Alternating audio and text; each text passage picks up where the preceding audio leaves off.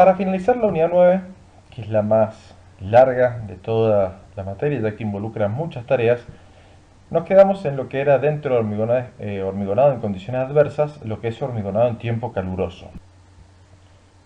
También lo hemos definido ya anteriormente cuando estudiamos en la unidad 7 hormigón fresco, que el tiempo caluroso actualmente se define no como cuando hay elevada temperatura, sino cuando hay combinación de alta temperatura ambiente, alta temperatura hormigón, velocidad de viento elevada, baja humedad relativa y eventualmente radiación solar, que tiende a degradar el hormigón mediante la evaporación de humedad o la aceleración de reacciones de hidratación y fragua de forma superficial principalmente, y que esto pueda perjudicar las propiedades del hormigón fresco o del hormigón endurecido.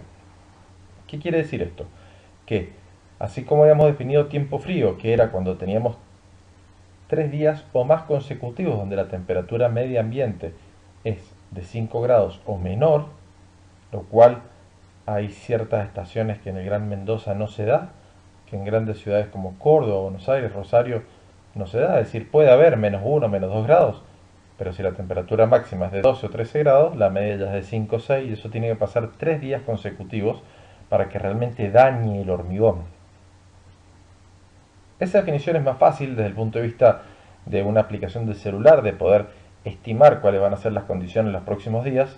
Quiere decir que uno sabe o puede prever con una simple herramienta del weather o lo que fuese en el celular qué va a pasar en los 3 próximos días de temperatura media, promedio entre el máximo y el mínimo, y listo, se define con lo que es tiempo frío. Pero tiempo caluroso es una definición mucho más ambigua y no es cuando hace calor. Es más, ya ustedes han visto en la lectura obligatoria que todo lo que son fenómenos de fisuración por contracción plástica, eh, el riesgo de la fisuración se incrementa mucho más, 5 veces más por la duplicación del viento, 4 veces más por la baja a la mitad de la humedad relativa, que por la duplicación de la temperatura, que valdría 1. Quiere decir que la temperatura, que es el factor que más podemos llegar a sentir climático, o al menos podemos cuantificar, más o menos 5 grados no le vamos a escapar, pero la humedad relativa, y no podemos saber si está seco o no, pero más o menos, y el viento, podemos saber si hay viento o no, pero no puedo saber si hay 12 kilómetros de viento y la radiación solar ni que hablar, con lo cual justamente la previsibilidad del tiempo caluroso es más difícil. Ese es un poco el objeto, lo que les quiero decir, que se puede desatar en un momento y es bastante regional, porque bastante local, perdón, porque las temperaturas son regionales, pero el viento, la humedad relativa, uno puede estar al costado de un río y puede haber viento, y a 500 metros entre los árboles no. O uno puede tener menos viento dentro de una ciudad con grandes edificios que en un descampado en un parque industrial, por más que el pronóstico de temperatura sea el mismo. Por eso es muy importante tener en cuenta que tiempo caluroso es esta combinación de factores y uno tiene que tener herramientas confiables para determinar climatológicamente o pronosticar si va a haber viento, si la humedad relativa va a estar baja y no solo pensar en que es la alta temperatura.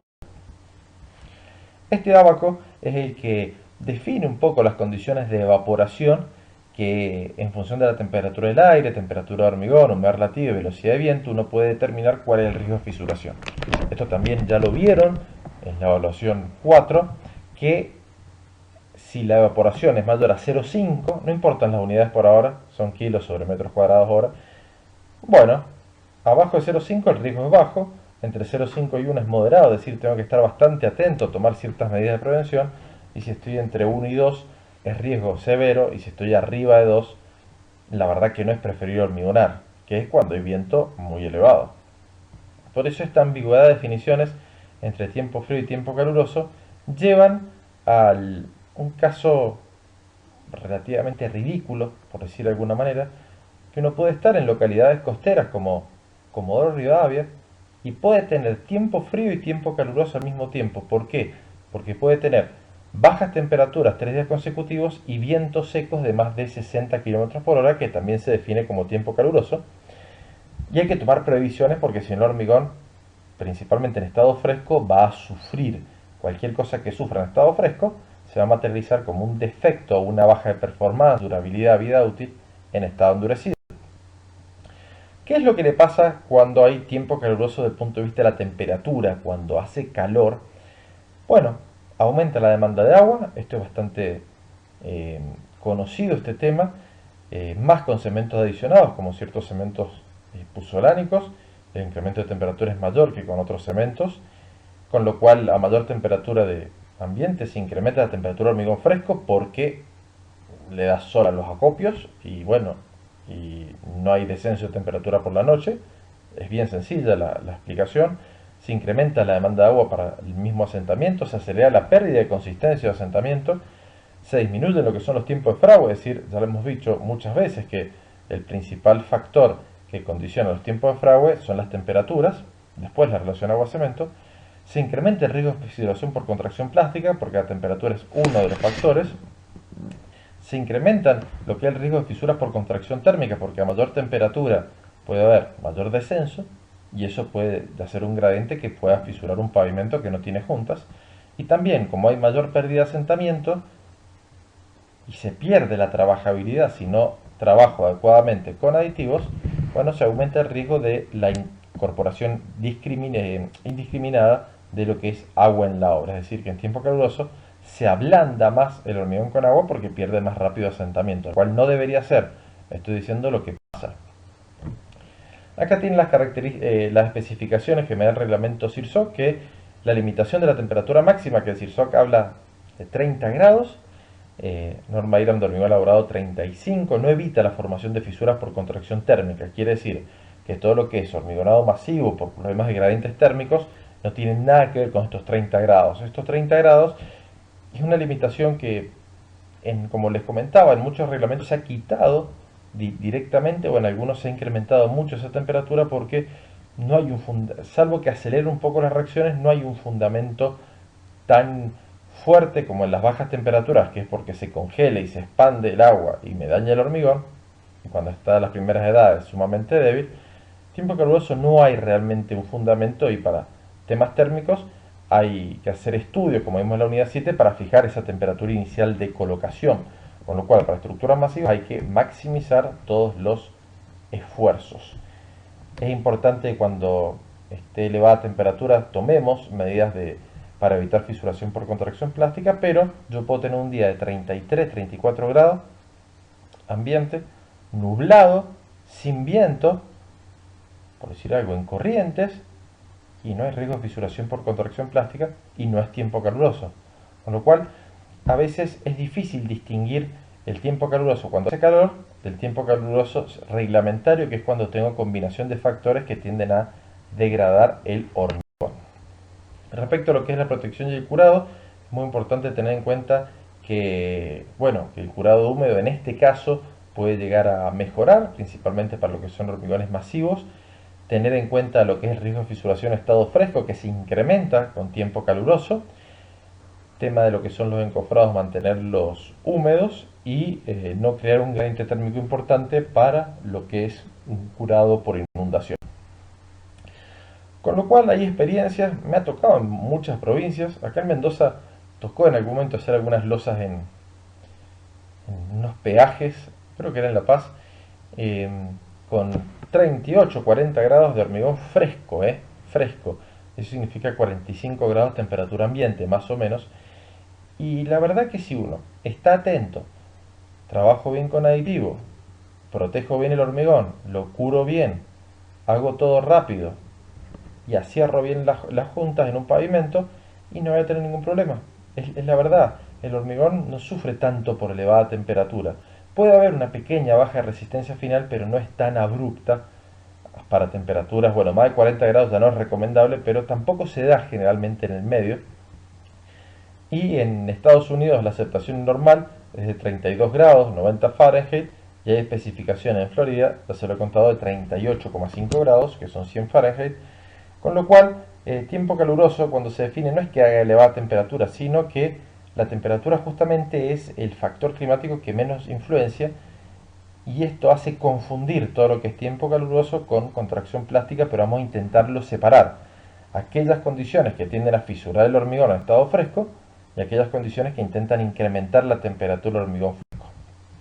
Con lo cual, como dijimos, se incrementan los riesgos de que se le ponga agua, que pierda asentamiento, que frague antes, que tenga más riesgo de fisuras. Es verdad, Es decir, yo tengo que gastar más recursos, pero eso no implica no poder producir el hormigón y no hay que dejar ninguna tarea librada al azar ni bajo la responsabilidad de mano de obra capacitada.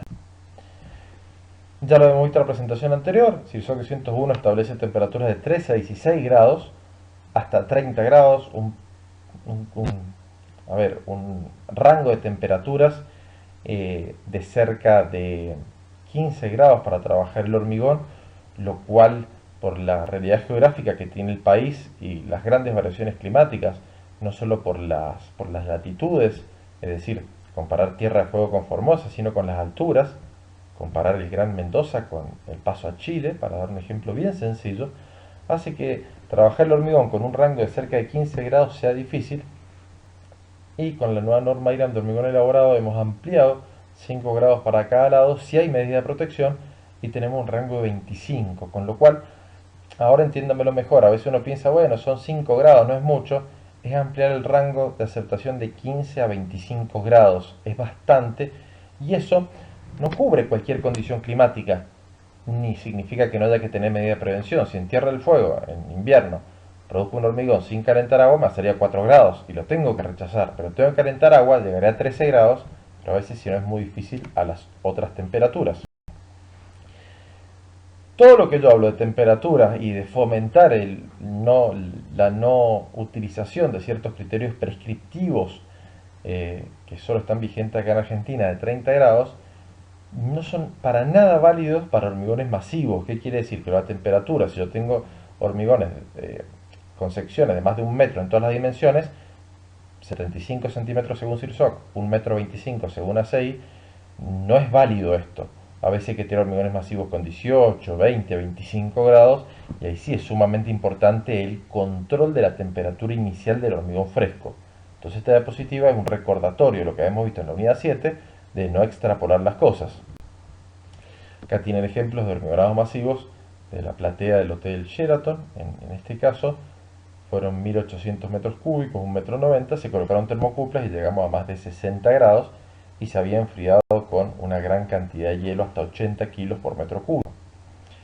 Con lo cual, para prevenir la fisuración por contracción plástica, repetimos diapositiva, es para pavimentos membrana curada en base solventada, para losas, para pavimentos en los cuales, o fundaciones que no me importe tanto la terminación superficial, aplicar la lámina plástica en fresco, o para pisos industriales que tenían esa ventana de terminabilidad que yo necesitaba 2, 4 horas, hasta el tiempo frío pueden ser 6 horas, de que tengo el hormigón muy susceptible a que se fisure, con una niebla de agua, con una hidrolavadora se logra lo que es este efecto. Además de los cuidados que hay que tener por fisuras por contracción plástica, que es parte de la lectura obligatoria de la evaluación 4, lo reitero porque esto es del tiempo caluroso, cuando hace calor, lo que vamos a decir ahora, no emplear aditivo de alta resistencia inicial, ni aditivos acelerantes, no incrementar mucho el contenido de cemento y dilatar si se puede la edad de diseño a 90 días para bajar el contenido de cemento, siempre trabajar con superfluidificante y que todos los viajes lleven se use un aditivo superfluidificante porque se usan mucho más en verano que en invierno por el fenómeno de la mayor pérdida de asentamiento. Todo esto ya lo hemos visto también. Y para enfriar los materiales constituyentes, bueno, la piedra se puede mojar. La piedra mojada suele bajar 4 grados, 5 grados, y eso hace que baje 2 grados, más o menos la temperatura del hormigón fresco, 2 a 3 grados. Hay que hacer la corrección por humedad. Se moja la piedra porque la piedra drena gran cantidad de agua y no la arena porque si no se empasta y tendría una humedad superior al 8%, que sería muy difícil para manipular en la planta. Y tendría una gran variabilidad de asentamientos. Ahí tienen alguna obra. Fíjense abajo, las de abajo son de bibliografía, lo que es enfriamiento por agua. El otro día escuché en una jornada de últimos avances que se puede enfriar las cintas transportadoras con nitrógeno también en grandes obras, o lo que es el acopio de agregados. Se puede incorporar fotos de acopio de agregados techados, habíamos visto en plantas locales en otras presentaciones. Se puede incorporar barra de hielo, fíjense a la derecha es como una grúa improvisada, realmente una bomba, que en una obra compraron 4 viajes de hielo en cubito y en escama, y 3, perfecto, y el cuarto tenía barra de hielo, y el proveedor de hielo nos dijo, que no tenemos más hielo. en escama o en cubito. Y dijimos, ¿qué hacemos ahora? Bueno, por lo menos las metimos a la pileta de agua y bajábamos algunos grados, porque si las metíamos al camión, imagínense lo que queda de las aletas del camión si meto una barra de hielo. Se puede enfriar mediante sistemas tipo fan coil. Hay plantas que tienen sistemas de enfriamiento continuo y van almacenando el agua en piletas subterráneas. Por ejemplo, en Chaco, no estoy hablando de ningún otro país, es decir, condiciones extremas de hormigoneras que tienden a trabajar bien, riegos de medias sombras para bajar la temperatura del agua. Utilizar hielo cuando hay que bajar más de 6 o 8 grados, las medidas anteriores no suelen ser efectivas, y cuando tengo que bajar más de 8 grados hay que usar hielo, ¿sí? Y generalmente se puede sustituir hasta el 60-70%, de los libros dice el 100%, no me ha funcionado. Entonces, si yo tengo, por decir algo, 200 litros de demanda de agua, yo puedo poner hasta 120, 140 kilos de hielo, no puedo poner 200 kilos, porque algo de agua líquida necesito justamente para que se diluya el hielo y que enfríe lo que es ese agua. Y la mejor forma, por supuesto, es la de escamas y después la de rolitos o cubitos. Tiene unas fotografías arriba en La Rioja, abajo fotografía de una hormigonera local, por una hormigonera chica. Parece que la de la derecha la saca una estación de servicio, pero no. Es un freezer que prestó a alguien que vende hielo.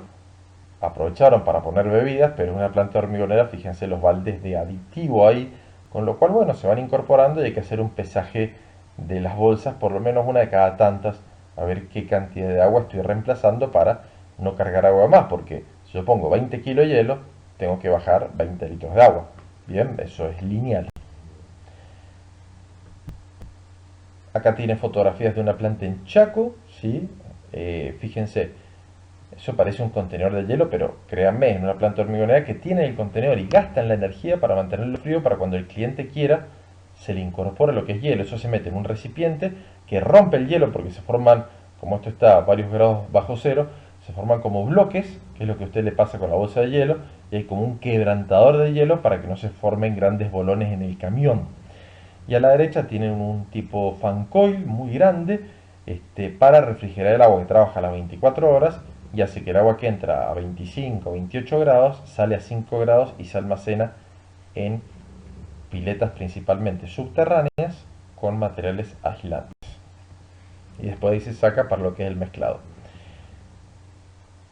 ¿Cómo se aceleran los tiempos de fragua? Bueno, hay que tener más en cuenta el tema de que pueden aparecer juntas no previstas, es decir, puede fraguar antes del hormigón y tiene que tener previsto ese vibrado adicional, ese puente de adherencia, esa lechada modificada con látex que ya hemos visto en otra presentación. Hay que verificar que se tenga antes del colado, como tareas previas, la disponibilidad de elementos de protección y curado. No puedo decir, bueno, voy a hacer un pavimento, hacen 35 grados, pero empiezo a tirar a las 7 de la mañana, pero voy a esperar a las 10 que abra el corralón para comprar la membrana, o que abra el kilo todo para alquilar la mochila pulverizadora. Este tipo de cosas eh, no las digo como chiste, las digo como realidad triste a veces, de que no se tienen en cuenta, y así se fisura la losa y hay un problema. Es importante, principalmente para hormigón masivo, lo que es el curado húmedo. Para estructuras masivas hay que extremar precauciones, y siempre, en estos casos, al igual que en tiempo frío, es muy recomendable realizar reuniones previas al hormigonado, tal cual vimos en la unidad 1. Con lo cual, para terminar la unidad, este concepto también lo vimos en la unidad 1. Nos está quedando ver lo que es la unidad 10, que son hormigones especiales, pero la temática de la materia, salvo los últimos avances, concluye acá.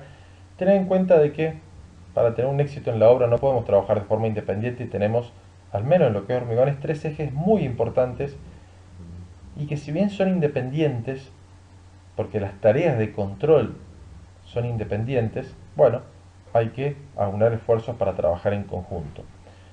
Número uno, quien pide el hormigón, quien diseña y especifica la estructura. Si yo ya hice mal un diseño por durabilidad, qué sé yo, en tema de congelaciones de hielo, usé un H20 sin aire, capaz que la probeta me da bien, controlo bien el hormigón elaborado, no sabía que tenía que tener aire, y capaz que hago bien las tareas constructivas, pero eso no va a tener vida útil. Capaz que diseño, especifico bien, hago bien el pedido de hormigón, y el proveedor me manda cualquier cosa, en vez de H30, H20, y hago bien todas las cosas en obra, el hormigón va a quedar mal.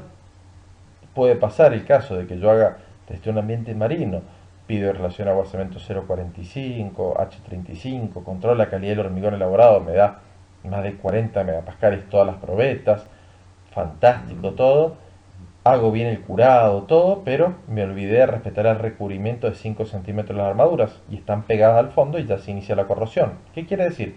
Que los tres ejes o las tres patas de este trípode que habíamos visto en la diapositiva en la unidad 1, también en material de construcción, es quien diseña, especifica, quien hace el plano, quien hace el pliego y quien pide el hormigón, cómo se controla el hormigón elaborado, que es independiente, ya lo hemos visto.